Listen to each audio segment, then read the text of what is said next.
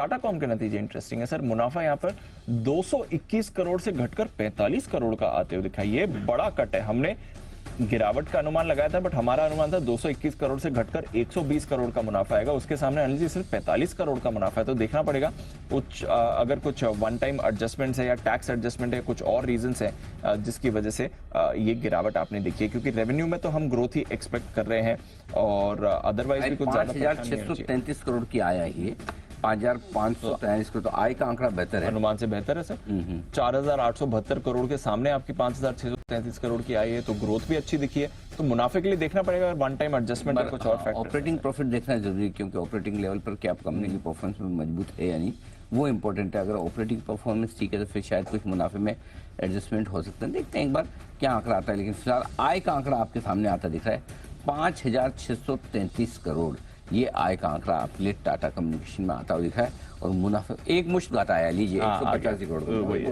185 crore plus कितना है मुनाफा? 45 करोड़। ओके, तो फिर अच्छा 230 करोड़ का मुनाफा। ओहो, हमारा अनुमान 120 करोड़ का था। 120 करोड़ का। अब तो नंबर आपको बढ़िया नजर आएंगे। इसलिए आई थिंक इनिशियली बढ़िया नंबर है। मैं वही सोचा था इतना नंबर खराब होने नहीं चाहिए कंपनी। तो ये तो नंबर अच्छे दिख रहे हैं। ऑपरेटिंग प्रॉफिट पे नजर रखिए। मेन चीज ये है कि अगर ऑपरेशनल परफॉर्मेंस दमदार आती है, वो सबसे ज्यादा काम की। तो नीचे के लेवल कंसोलिडेटेड मुनाफा भले आपको एडजस्टमेंट के बाद 45 करोड़ दिखा, लेकिन चिंता की बात नहीं।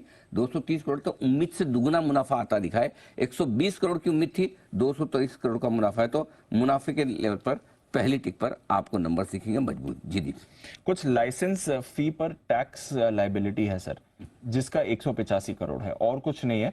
सिर्फ एक कुछ लाइसेंस फी पर टैक्स लाइबिलिटी है जिसकी वजह से है। और ये पुराना मामला है। कुछ वेरिएबल लाइसेंस फी जो डॉट को दी गई थी न्यू टेलीकॉम पॉलिसी की तरह, जो 99 की थी, उसके तहत ये आया है। एक जजमेंट आया था सुप्रीम कोर्ट का, उसके बाद इन्हें ये देना पड़ा था।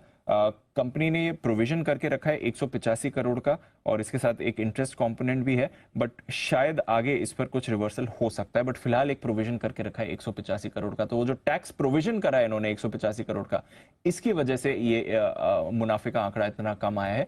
अदरवाइज इतनी परेशानी नहीं, क्योंकि रेवेन्यू का आंकड़ा तो अनुमान से आपको बेहतर ही आते हुए दिखा है, जहां तक इंडिया टाटा कम्युनिकेशंस का सवाल है। मार्जिन ये 20.1% पर आपको मार्जिन आज समय आते हुए दिख रहे हैं। अनुमान से काफी बेहतर है जी। हमारा अनुमान था 17.8% का, उसके सामने 20.1% की मार्जिन है। तो ऑपरेशनली अच्छी परफॉर्मेंस है। एक बस वो एक मुश्त घाटे की बात है, अदरवाइज कोई परेशानी नहीं है टाटा कम्युनिकेशंस के लिए। ओके, तो टाटा कम्युनिकेशन नंबर था एबिटा का 988 करोड़ का। हमारा अनुमान था 988 करोड़ के सामने आया है। ऑपरेटिंग प्रॉफिट 20.1%, मार्जिन 17.8% का अनुमान था दीप। तो अनुमान से करीब 2.25%, 2.5% मार्जिन बढ़कर आए। तो ऑपरेशनल परफॉर्मेंस बहुत जबरदस्त होने वाली। कामकाजी मुनाफा 1134 करोड़, बहुत बढ़िया नंबर। बहुत बढ़िया नंबर, 1134 करोड़ का नंबर बहुत बढ़िया। हमारा 988 करोड़ का स्ट्रीट में मेरे ख्याल से 950 से 975 980 करोड़ के बीच का नंबर था। तो बहुत शानदार नंबर मानेंगे टाटा कम्युनिकेशन के नंबर्स, बहुत ही जबरदस्त है, इसमें कोई डाउट नहीं है। एक बार टाटा कम्युनिकेशन के चार्ट्स पर कुणाल जी आप तैयार हैं? अगर आप तैयार हैं तो पहले आपके पास आता हूं, नहीं तो मुझे शरद जी से राय लेनी। शरद जी, ऑपरेशनल परफॉर्मेंस फिर से आती दिख रही है। दीप, एक चीज मैं बताना चाहता हूँ, इसी चीज का मुझे इंतजार था। मैं आपको कह भी रहा था कि मुझे ऑपरेशनल नंबर देखने हैं, और अगर ऑपरेशनल नंबर ही आते तो काफी लंबे समय के कंसोलिडेशन के बाद ये स्टॉक फिर से एक्शन में आ सकता है। और मैं फिर कहूंगा, अगर ये स्टॉक किसी दिन निफ्टी में नहीं आया तो इस कंपनी का पैदा होना ही बेकार है। सही बात है। मतलब इस कंपनी में वो पोटेंशियल है। टाटा का ग्रुप की कंपनी है, इंटरनेट के और डिजिटल के जमाने की कंपनी है। बिल्कुल, बहुत लोकल इंटरनेशनल लेवल पे शानदार बिजनेस है। काफी हद तक एक तरह से आप कह सकते हो कि बहुत ही स्टेब्लिश बिजनेस है। सिर्फ एग्जीक्यूशन एक बढ़िया मजबूत चाहिए मैनेजमेंट की तरफ से, और अगर वो होता दिख जाए, इस अच्छे एग्जीक्यूशन का पहला संकेत मुझे टाटा कम्युनिकेशन में आज नजर आ रहा है। कुणाल जी चार्ट तैयार करें, तब तक एक बार जल्दी से शरद जी से राय लेता हूँ। शरद जी बताएं सर।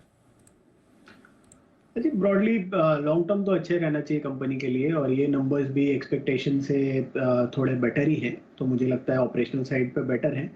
ये जो ओवरहैंग है डीओटी के वगैरह के केसेस वगैरह का और डिमांड नोटिसेस का, वो तो रहेगा थोड़े टाइम तक। और बड़ी डिमांड नोटिसेस हैं, तो ये 180 करोड़ का भी इन्होंने प्रोविजन किया। सितंबर में भी शायद कुछ बड़ा इनको नोटिस आया था पिछले साल। तो वो एक चैलेंज इनको रहेगा। बट जो बिजनेस है, मुझे भी लगता है कि आने वाले समय में वहाँ काफ़ी बढ़िया ग्रोथ आनी चाहिए।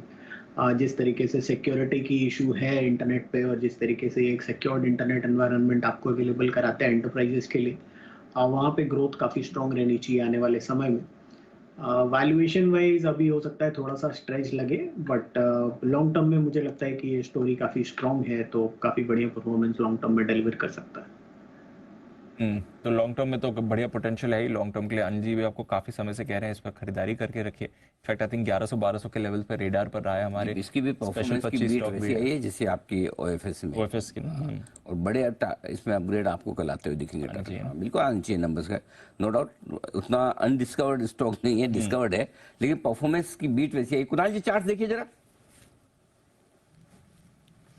अनिल जी, सबसे पहले तो अनिल जी चार्ट में देख ही रहा हूँ इसका, लेकिन एक महारत है अनिल जी आपकी, ऐसे शेयर्स को खोजने की जिनकी क्वालिटी अच्छी हो लेकिन जो चुपचाप मौन बैठे हो।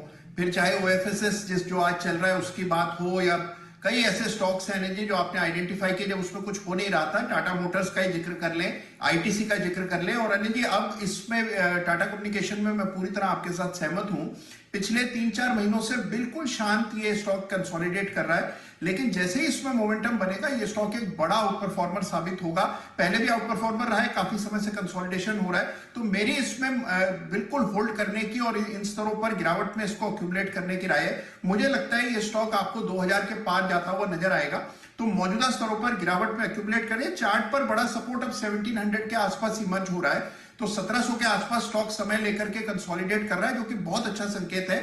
मोमेंटम बनेगा 1800 के ऊपर, 1800 के ऊपर जैसे स्टॉक निकलेगा इसमें फ्रेश मोमेंटम देखने को मिलेगा और फिर ये स्टॉक आपको एक बड़ा मूव दिखाने की ताकत रखता है। दीप और मेरा मुझे लगता है 1850 शॉर्ट टर्म टारगेट 1850 के रखनी चाहिए। अगले 1-2 दिन में अगर अपग्रेड्स वगैरह बढ़िया निकल कर आते हैं और इवेंचुअली 2000 का टारगेट जैसा कुणाल सर भी कह रहे हैं तो वैसा होना चाहिए। तो बिल्कुल मुझे लगता है कि एक्शन बनना चाहिए, भरपूर बनना चाहिए। होल्ड करें, अगर आपके पास है स्टॉक को तो इन नंबर्स के दम पर बिल्कुल भी बेचे ना बेचे। हाँ, और इस बार ये होगा भी, ये तिमाही नतीजों के लिहाज से बहुत क्रिटिकल है, क्रूशियल है। जिन जिन कंपनियों में ऑपरेशनल परफॉर्मेंस इंप्रूव होती दिखेंगे ना, उन कंपनियों को मार्केट बाद में रिवॉर्ड करेगा। वो अभी करता है, कल करता है, कभी और दिन करता है, ओरेकल की तरह उसी दिन कर दे, या जो कम डिस्कवर्ड है स्टॉक उनको पहले और जो ज़्यादा डिस्कवर्ड है उनको थोड़ा बाद, लेकिन करेगा जरूर, ये बात के। तो इसको आप होल्ड कर रखे 1850 रुपये, ये टारगेट आपका शॉर्ट टर्म का होना चाहिए, और उसके बाद 2000 का। ठीक है, गॉट इट। चलिए, ये आपके सारे important levels. Tata com numbers बढ़िया रहे हैं और स्टॉक भी रिएक्ट कर रहा है।